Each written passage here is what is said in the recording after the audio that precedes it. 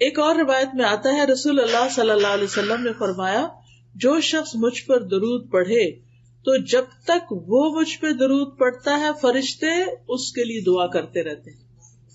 یعنی آپ نبی صلی اللہ علیہ وسلم کے لیے دعا کریں اور فرشتے آپ کے لیے دعا کرتے رہیں گے. ایک شخص نے عرض کیا اللہ کے رسول صلی اللہ علیہ وسلم کیا میں اپنی دعا کا 1/3 حصہ درود نہ کر لوں؟ تو آپ نے فرمایا کہ ہاں اگر تم چاہو تو ایسا کر سکتے ہو. اس نے کہا اگر 2/3؟ آپ نے فرمایا ہاں اگر تم چاہو. اس نے کہا اگر میں ساری دعا درود ہی کو بنا لوں؟ تو آپ نے فرمایا پھر تو یہ تمہارے لیے اللہ تمہارے دنیا اور آخرت کے سب غم ہم کے لیے کافی ہو جائے گا. یعنی اگر آپ کو بعض اوقات انسان کی سچویشن اتنی ٹینس ہوتی ہے کہ اس کو دعا بھی نہیں سمجھ آتی مجھے کیا مانگنا چاہیے اس وقت.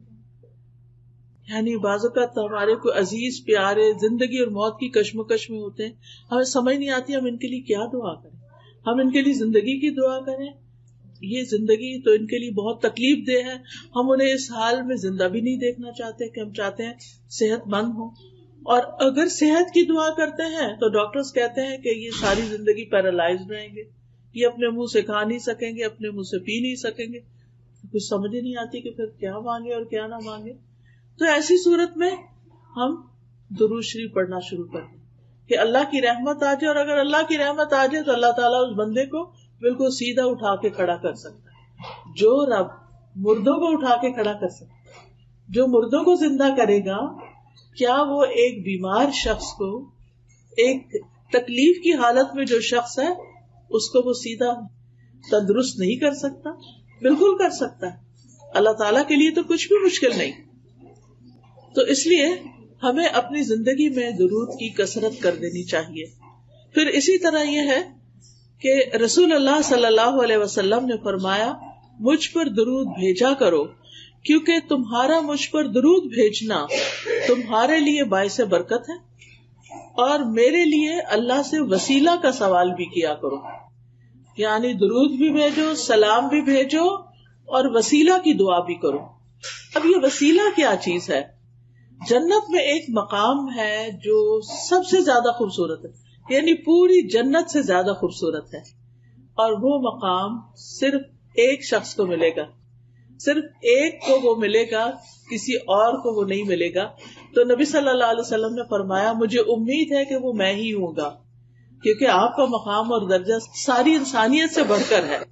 تو اب آپ دیکھیے کہ وہ ہے تو آپ کے لیے, لیکن آپ نے امت کو شرف بخشا کہ ہم آپ کے لیے یہ دعا کریں کہ اللہ تعالیٰ ہمارے نبی کو وہ مقام وسیلہ عطا فرمانا. پھر اسی طرح آپ دیکھیے کہ جب ایک شخص درود پڑھتا ہے تو وہ درود اس شخص کی طرف سے نبی صلی اللہ علیہ وسلم کو پہنچایا جاتا ہے, آپ کو بتایا جاتا ہے. رسول اللہ صلی اللہ علیہ وسلم نے فرمایا جو شخص ایک بار مجھ پر درود بھیجے اللہ اس پر 10 رحمتیں نازل کرے گا. اس پر ایک فرشتہ مقرر ہے جو مجھ تک پہنچاتا رہتا ہے.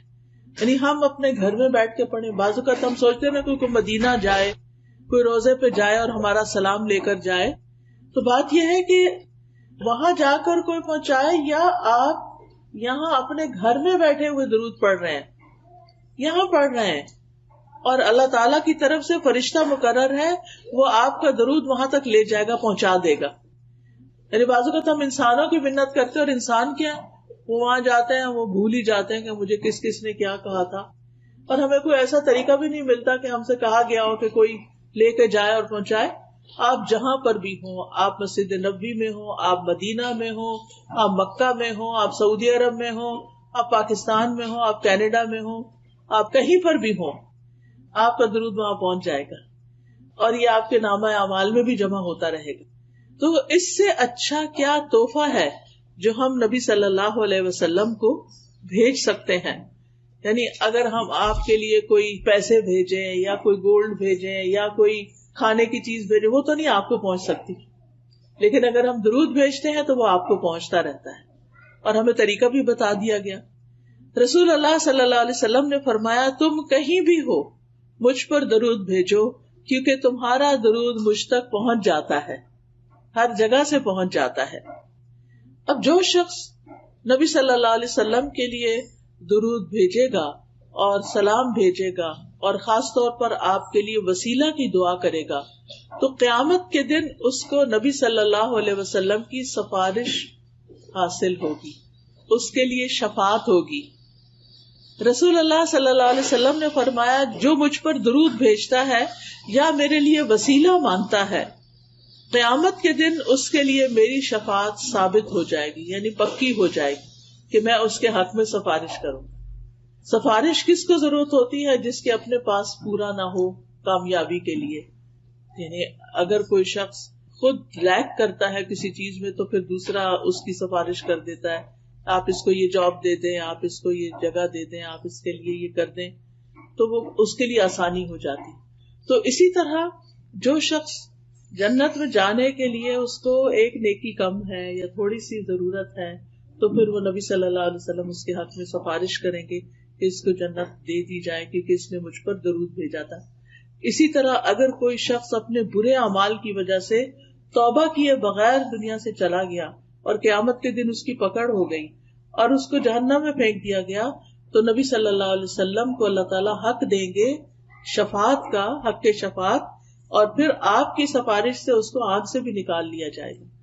تو اس لیے ہمیں اپنی زندگی میں درود کا اہتمام کرتے رہنا چاہیے، کوئی دن ہمارا خالی نہ جائے. ویسے تو الحمدللہ جب ہم اذان سنتے ہیں تو اس کے بعد درود جو ہے وہ پڑھتے ہیں، وہ موقع ہوتا ہے درود پڑھنے کا.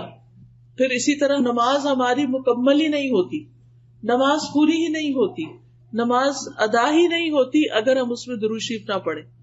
مثلاً اگر کسی کا اتحیات پڑھتے ہوئے اتحیات پر وضو ٹوٹ گیا اور اس نے درود نہیں پڑھا تو اس کو نماز لوٹانی ہوگی کیونکہ اس کی نماز نہیں ہوئی.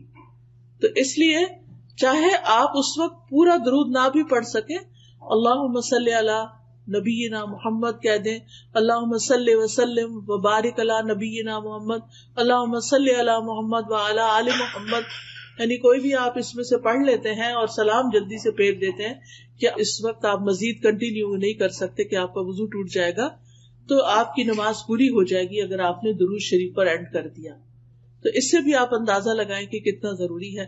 پھر آپ دیکھیے کہ جو شخص صبح کے وقت فجر کی نماز سے لے کر سورج نکلنے سے پہلے 10 دفعہ درود شریف پڑھتا ہے تو اس کے لیے بھی آپ کی شفاعت ہے. اور کتنی رحمتیں، ایک دفعہ پڑھنے پر 10 رحمتیں، تو 10 دفعہ پڑھنے پر کتنی ہوں گی؟ 100 رحمتیں ہو جائیں گی. یعنی صبح ہی صبح اپنا دن شروع کرنے سے پہلے آپ 100 رحمتیں سمیٹ لیتے ہیں. پھر اسی طرح نبی صلی اللہ علیہ وسلم پر جب تک درود نہ پڑھا جائے دعا روک لی جاتی. یعنی کچھ دعائیں ایسی ہیں کہ جن میں ہمیں پہلے درود شریف پڑھنا ہی ہوتا ہے اور پھر اس کے بعد دعا مانگی جائے تو درود شریف اس دعا کو اوپر لے جانے کا سبب بنتا ہے. پھر اسی طرح آپ صلی اللہ علیہ وسلم نے فرمایا بخیل ہے وہ شخص، سٹنجی ہے وہ شخص کہ جس کے سامنے میرا ذکر کیا جائے اور وہ مجھ پر درود نہ پڑھے. درود پڑھنا جو ہے یہ جنت میں لے جانے والا کام ہے، اور جو درود نہیں پڑھتا وہ جنت میں جانے کا راستہ کھو دیتا ہے.